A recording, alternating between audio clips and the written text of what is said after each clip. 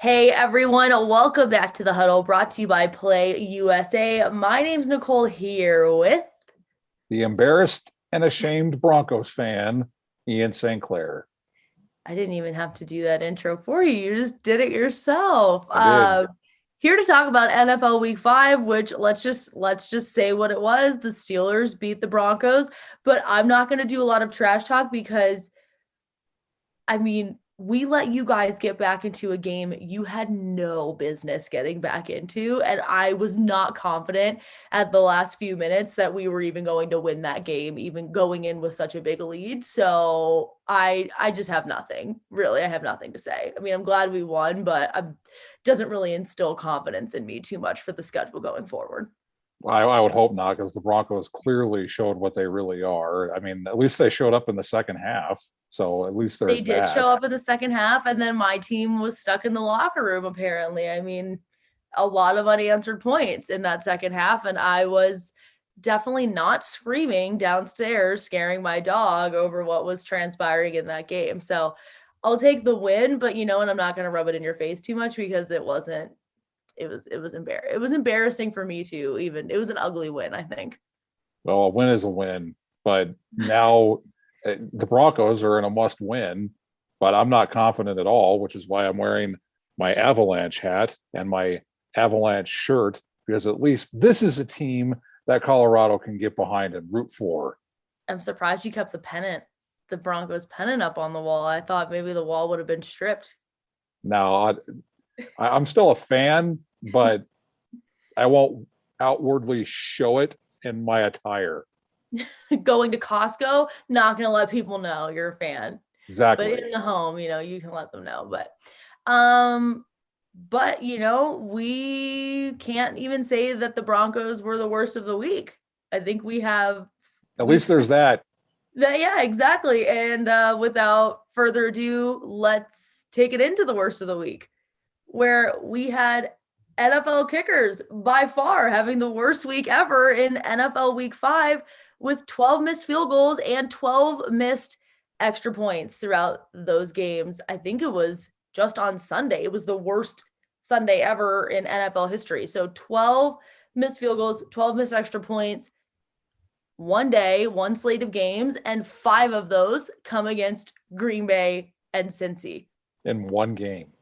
in one game. And we got to the point in that game where I wasn't even sure either team wanted to win. There were so many missed field goals. I was like, there's Mason Crosby enters that game making 27 straight field goals and then misses 3 and an extra point before finally kicking the game winner in overtime.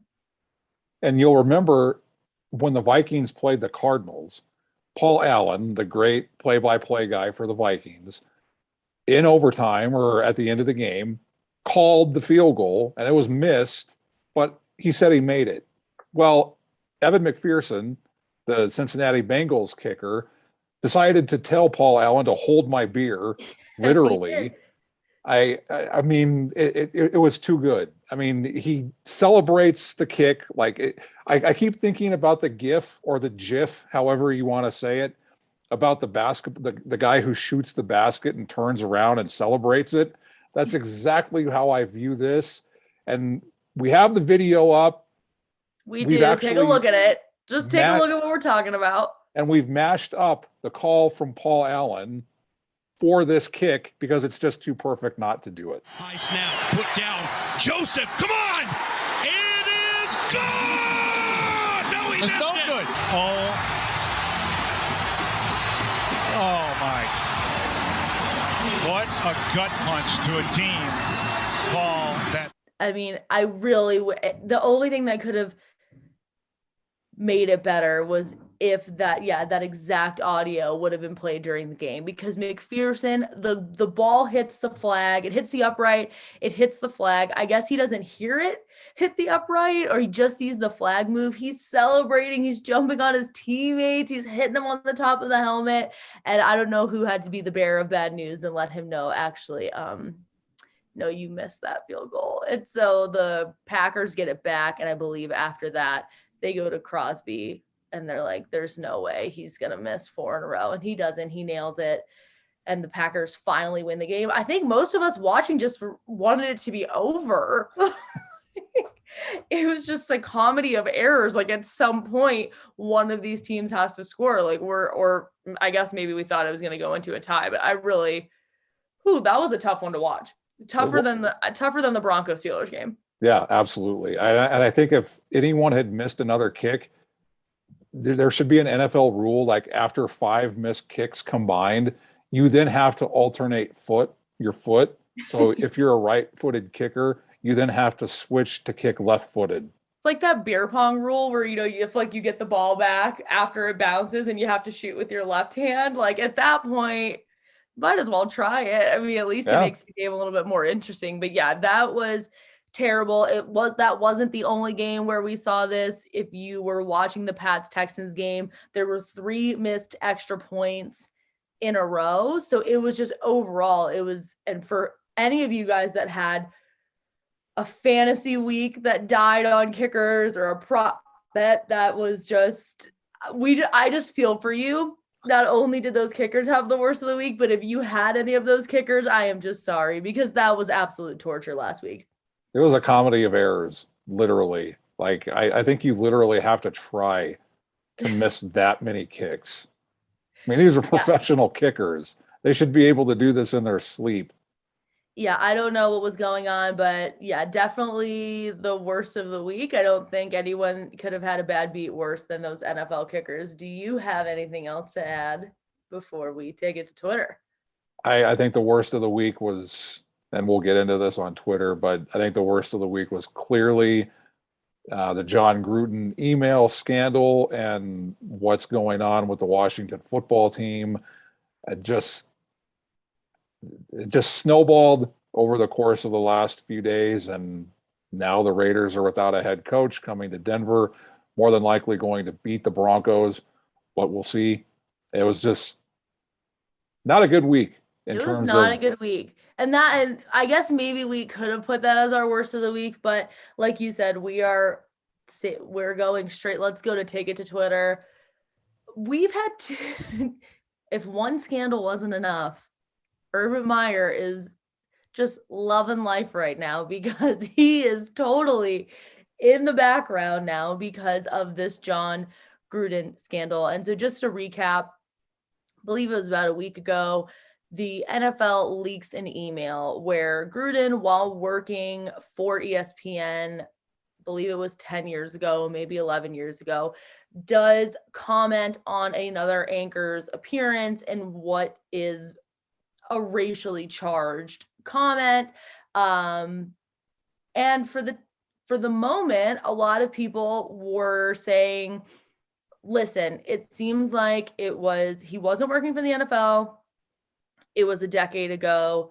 A lot of people came out in his defense and said, hey, in person, we have not seen any of this behavior. So we're willing to kind of let it go if he apologizes and learns from his mistakes. That was kind of the initial reaction to that first email. Then a few days later, we get a second leak, and the second leak is emails spanning over, I believe it was 7 years of just not only racial comments, but homophobic comments and sexist comments. And it was a lot. And I think people were looking at the Raiders like, what are you going to do? And Gruden ended up sitting down with Mark Davis and decides to resign. But man, there's a lot to unpack here.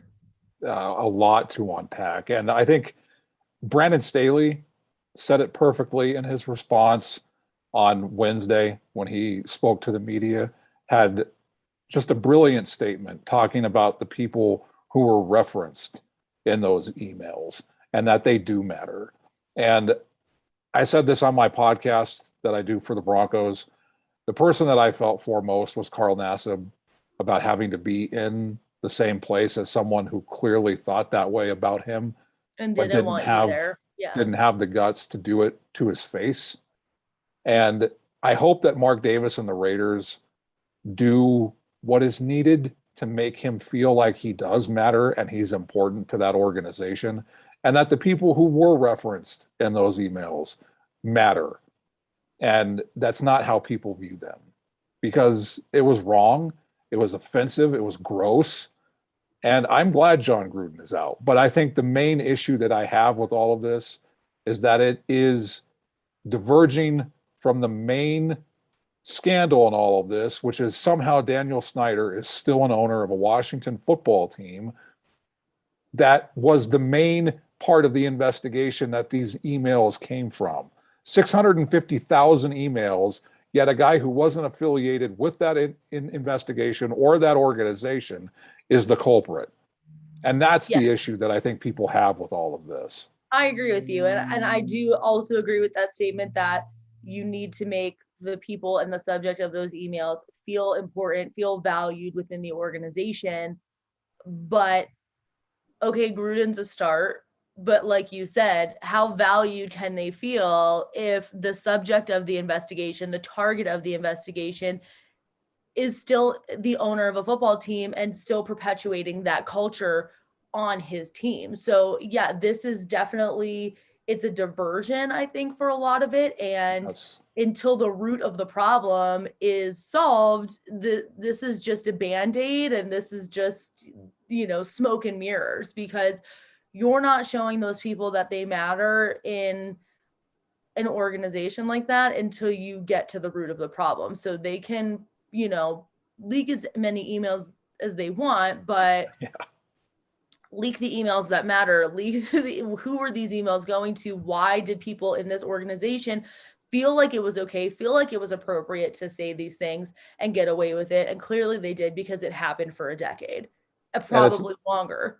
And if John Gruden is doing it, this is a pattern of behavior that I am safe in saying it's going on throughout the league.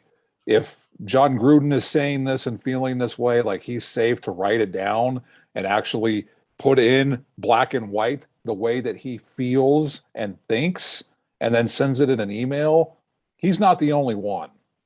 So this is a culture that I think needs to be rooted out of the National Football League, because it's no secret that the NFL has been like this for decades. And this is the start of it, but now it's time to get to the root problem of all of this. And I think we can get into the Rooney Rule, and the fact that Mark Davis made the play for John Gruden as fast as he did to basically ignore the Rooney Rule. That's something that needs to be addressed in all of this too, with the lack of minority coaches in the National Football League. So hopefully this is the start of something, but as I've said repeatedly, the NFL can't define a catch. So my hopes aren't that high. And I think too, sometimes the Twitter comment section can be the last place anyone wants to go, but it is a take it to Twitter, especially on this. And I will say that the reactions on Twitter have been very, very mixed. And there is a good majority of people that did not think that Gruden should have lost his job and felt that it was, there's free speech and he was entitled to those opinions. And here's my 2 cents on it. And this is what, where I'm going to leave it. But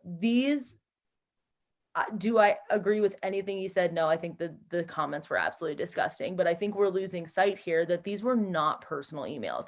These were not personal text messages. Nobody went on his Verizon account or something and stole these messages that he was saying back and forth from friends, because all I keep hearing on or seeing on Twitter is, if so-and-so went on my Call of Duty account and saw what I said when I was, 17 on Call of Duty, like in the chat, like I would never get a job again. That's a totally different scenario. Number one, he was an adult when he said these things. He was in his 40s when he said these things. Number two, don't put hate speech in a work email. Like here's my take on it. People say, well, he didn't work for the NFL. He worked for ESPN. Okay, he worked for ESPN, which is a partner and an affiliate of an NFL, and attacked players and attacked executives and attacked, referees and the initiatives they were trying to do to bring women into the NFL. Correct. if anyone looked at your work email, whether you work at, Pizza Hut or Macy's or whatever, if somebody went on your work email and found hate speech regarding a partner, a clothing brand, a food manufacturer that you worked with, you would be out. It's as simple as that. It was a work email, and it was a work email with regarding a partner, one of the biggest partners that ESPN has. Like, at the end of the day, that's a no-brainer, in my opinion. And freedom of speech gives you the freedom to say something. It doesn't give you the freedom from consequences. Correct. There are still going to be consequences for the things you say for a private company. And when you talk about the commissioner of the National Football League the way John Gruden did, yeah, I think you're going to face punishment for what you said, on top of all the disgusting things that he said. And to tie this back to sports betting, to get it back onto the main path, to get us off of our soapbox. there is a market up in Colorado, especially. It's one of the few markets, the few states that you can have a market like this. DraftKings has the next Raiders head coach. Who is going to be the next permanent head coach of the Las Vegas Raiders? And I can list through some of the favorites. Eric Bieniemy and Brian Dable are plus 500. I think both of those would be good hires for Mark Davis and the Raiders. Joe Brady is plus 750. Todd Bowles plus 800. Rich Biscotta plus 800. Lincoln Riley plus 800. That would be interesting. But if you scroll down to the bottom of the list, they have Peyton Manning and Howie Long at plus 8,000. And they also have Jay Gruden at plus 5,000. Oh, and then God. This is you'll like this one. Lane Kiffin. Oh, Lane. Plus 8,000. Yeah, I think Lane's gonna. I think Lane's staying where he's at, but I don't know. I mean, maybe. I don't think he's going to the Raiders. The Jay Gruden one is hilarious, but so is the Peyton Manning and Howie Long ones. Like, it's like they just threw those in. Peyton Manning, coach of the Las Vegas Raiders. I'm going to be honest with you, too. I think the general public would just be devastated if Peyton Manning took that job and wasn't doing his special commentary with Eli.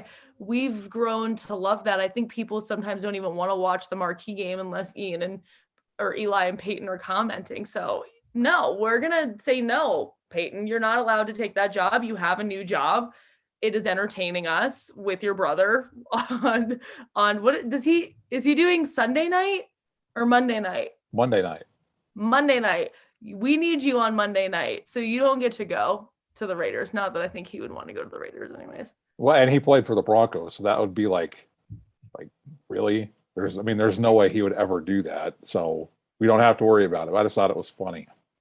I also do like to bring this back to a betting angle as well. Our friends over at thelines.com did actually talk to Sportsbooks to really see how the change in coach or the loss of Gruden moved the lines and how much it really moved that betting market. And it was a really interesting comment because the Sportsbooks were, saying that sometimes you expect when a coach leaves, to just see this huge shift in the market, but really it's usually only a few points. Even if Bruce Arians were to leave or another huge name, you're not seeing these really drastic shifts in the market. You're going to see them move a few points, but they're not going to go crazy. And I think, and this was brought up, I saw it on Twitter, that by the time John Gruden was let go or resigned, they mutually parted ways. I always thought that's funny. Mutually parted ways.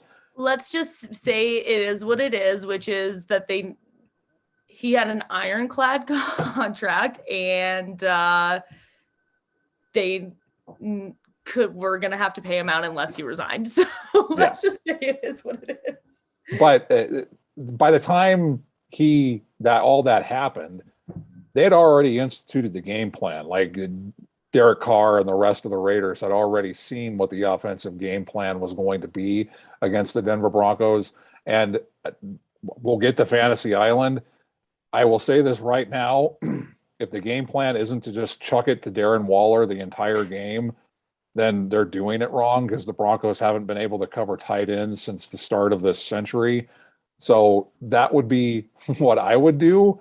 But the fact that Maybe you should put your hat in the ring for the head coach job. You're making the play calls, well, to go really into the weeds on this, when Tony Gonzalez played for the Chiefs, the fact that they didn't throw it to him every single time on that offense, whether it was Rich Gannon or whoever was the quarterback of the Chiefs, they should have just thrown it to Tony Gonzalez all the time, because it's so easy. And I think that's part of the problem with coaches in the NFL is they get too cute. They overthink it. It's not that hard.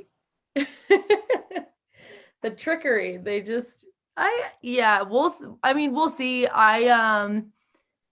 Gut feeling tells me the Raiders are going to win this week. Just, you're coming off of controversy, and I think it brings the team together. And I think that the new interim coach has really tried to rally the troops. So I predict a Raiders win, but I don't know.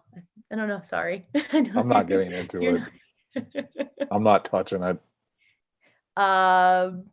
Okay. Have we exhausted the scandal, the betting markets, everything that's come with the John Gruden controversy and the Washington football team controversy? We have. And I will say, you mentioned Urban Meyer at the top of this. He is in the Bermuda Triangle now, because head coaches who go to London, who are on the hot seat, this is the time to get rid of them, because after they come back, they go on a bye.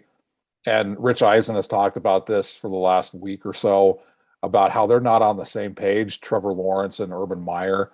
Absolutely not. He references parenting, where the kid tries to play the parents off of each other, and you have to be aligned on what you say. And that's just not the case with Urban Meyer and Trevor Lawrence. And I think if it goes the way that everyone thinks, and Shad Khan, the stadium in London is basically his. He is a billionaire owner. You have to know when it's time to move on.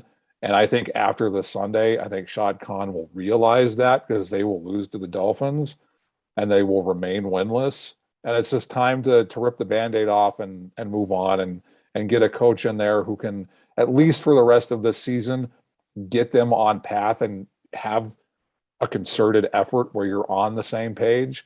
So while John Gruden diverted everyone's attention from Urban Meyer will be back on that himself. He's still on the hot seat. I wonder if he's going to stay in London when the team flies back.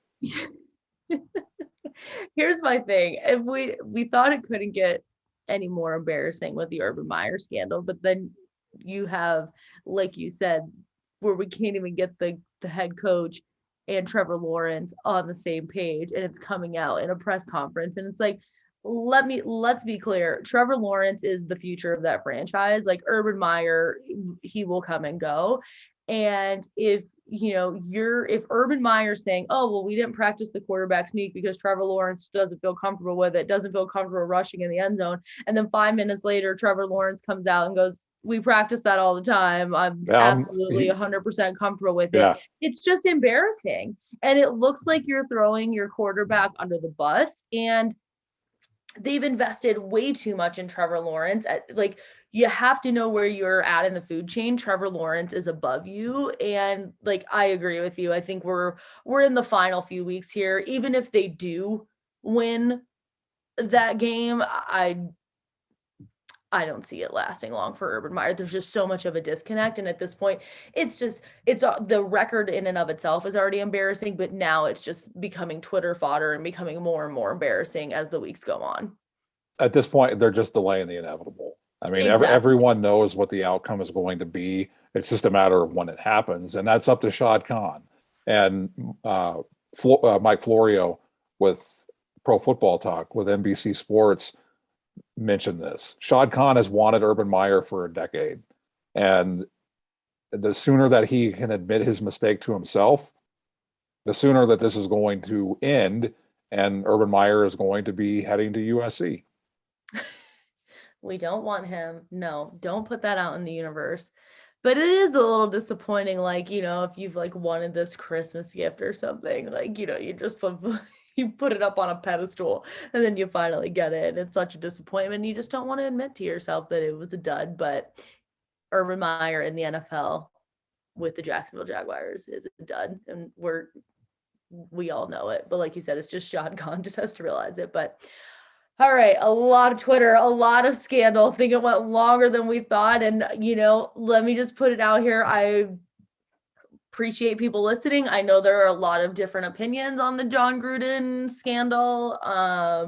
This is just our opinions. Again, Yes. like, we're not perfect. We're not saying anyone's perfect, but that's just, I think, that's how we feel. And it is what it is. We had to talk about it. I mean, I understand it's just all over Twitter, and I think it's just kind of irresponsible to ignore it and pretend like it's not happening. It's happening. It's in our industry. So we covered it, and now it's time to move on, and we're getting on the boat and we're rowing over to Fantasy Island. Yep, that's what we're going to do.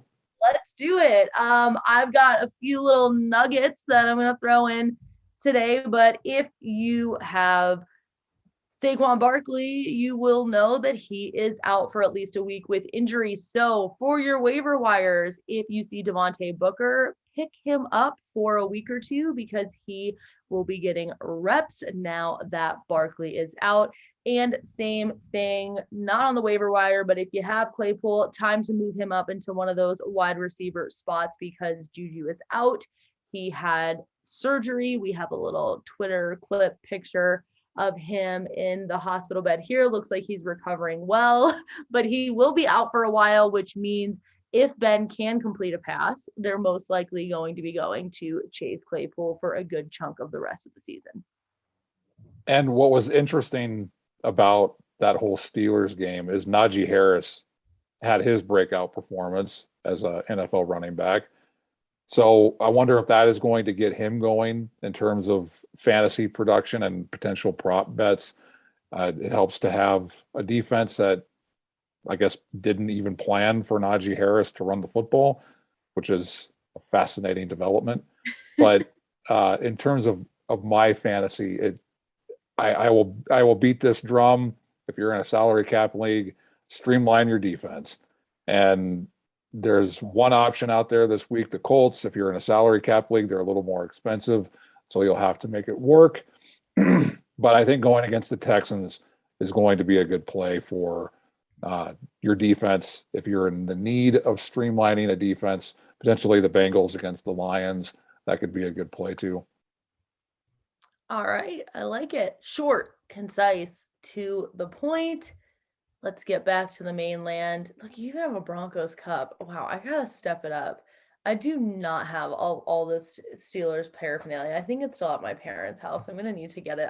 You're like showing me up every single week, but even when I'm not trying to be a Broncos fan, I still have it. You just can't. You just ooze Broncos fan, but I don't know. Maybe I need to get some more. We'll see if we can put it. I'm gonna see if work can give me a little bit of a budget. Come on, I need for my sports memorabilia. But all right, that is it for Fantasy Island. We're taking it back to the mainland, and it's time to throw a promo party. This one's pretty cool. Caesar Sportsbook is giving 2 people the chance to win a trip to the Super Bowl on a private jet. So here is how it works. You have to sign up for Caesar Sportsbook using one of our affiliate links. This is very easy. So you can go to any of our sites. You can go to playusa.com. Ian runs playcolorado.com. I run Play Indiana or Play10, TENN.com, thelines.com. Whichever site, you will see either a nice little box that says Caesar Sportsbook. If you click on the Caesar Sportsbook link, you'll see a box. It'll say sign up now. Click that, sign up for Caesar Sportsbook. That is your first step.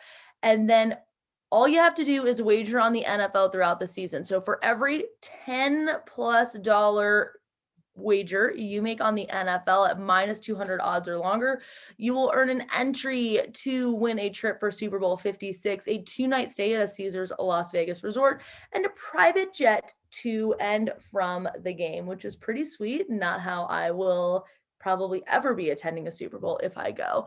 But that is the offer. And the best part about it is if you are a new user, this promotion and sweepstakes giveaway is in addition to the up to $5,000 risk-free bet. So you can also score that and then just wager on the NFL throughout the season and earn those entries.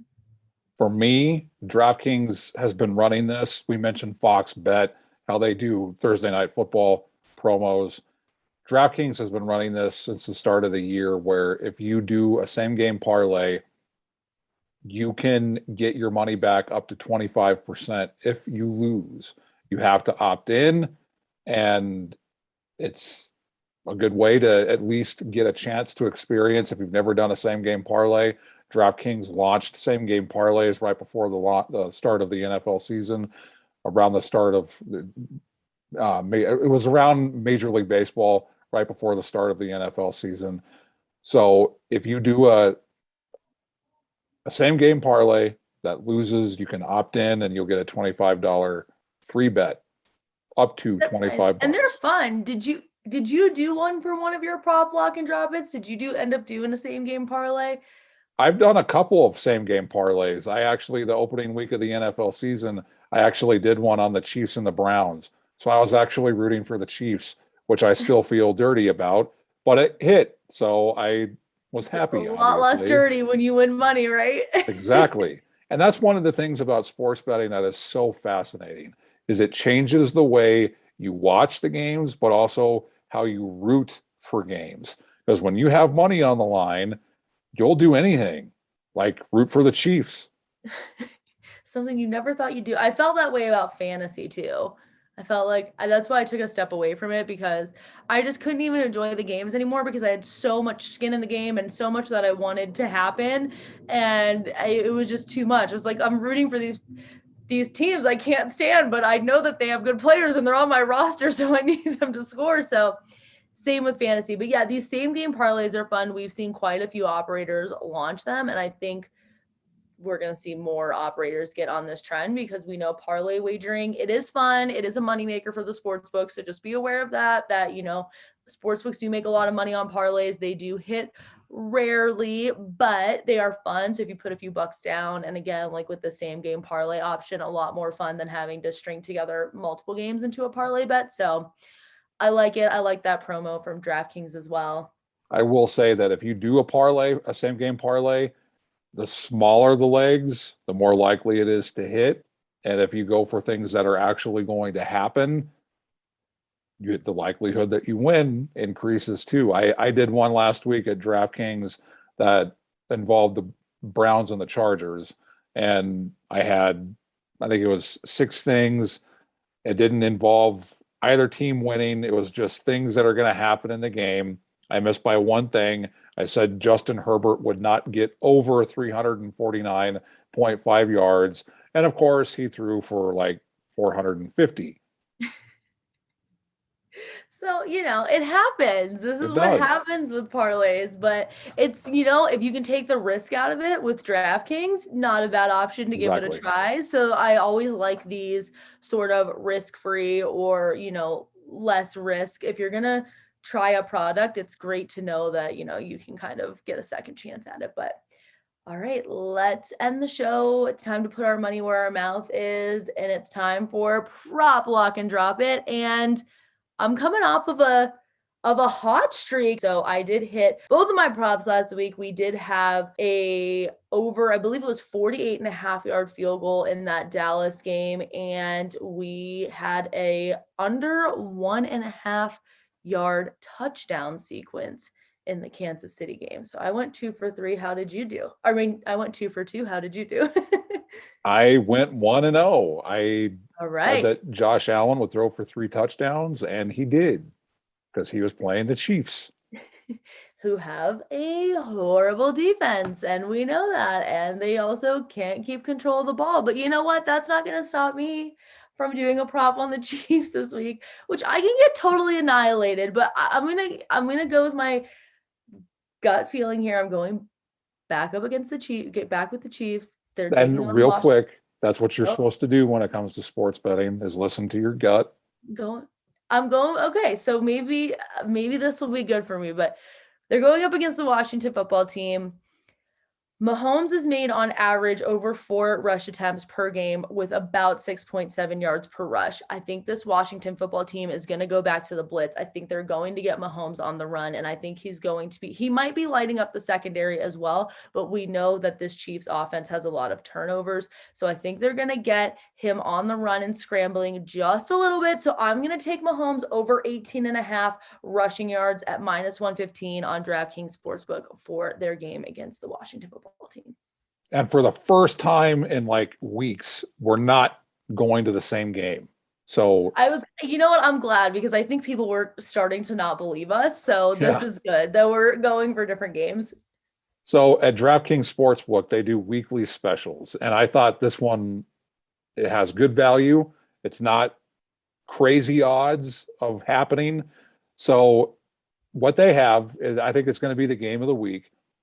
Los Angeles Chargers versus Baltimore Ravens. And this weekly special is Lamar Jackson over 74.5 rushing yards and Justin Herbert over 299.5 passing yards plus 275.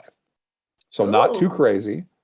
And I think both of those things are obviously likely to happen, especially if you watch that Chargers game where they almost both scored 50 points each. And then Lamar Jackson, who I think solidified himself as the MVP frontrunner with what he did against the Colts. I mean, this is a crazy stat. Like total yardage, the Baltimore Ravens had like 523 or 524 yards of total offense. And Lamar Jackson accounted for over 500 of them. It was like 503 or 54.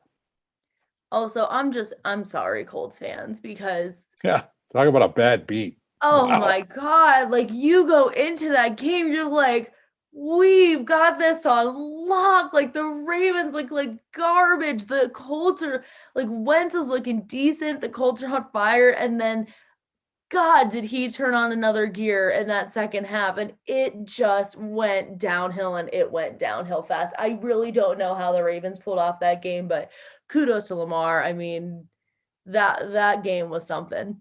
That was insane to watch. So that's what I'm going to go with for my prop. It's actually a little bit of a parlay, but this weekly special at DraftKings, like I said, I don't think the odds are too crazy, and I think both will happen. I think it's going to be a great game, and I think whoever wins this game and whoever outperforms the other, Justin Herbert or Lamar Jackson, is going to be the MVP frontrunner. And I get it. People are on Josh Allen. They're talking about Matt Stafford. Tom Brady leads the league in passing. That was a tongue twister. But at 44, he leads the league in passing yardage. If he continues to do that, I think a lot of people think this could be his last season, especially if they were able to win the Super Bowl again. But I think this is going to be a fun game, and I think both of those things will happen. So that's my prop pick for the week.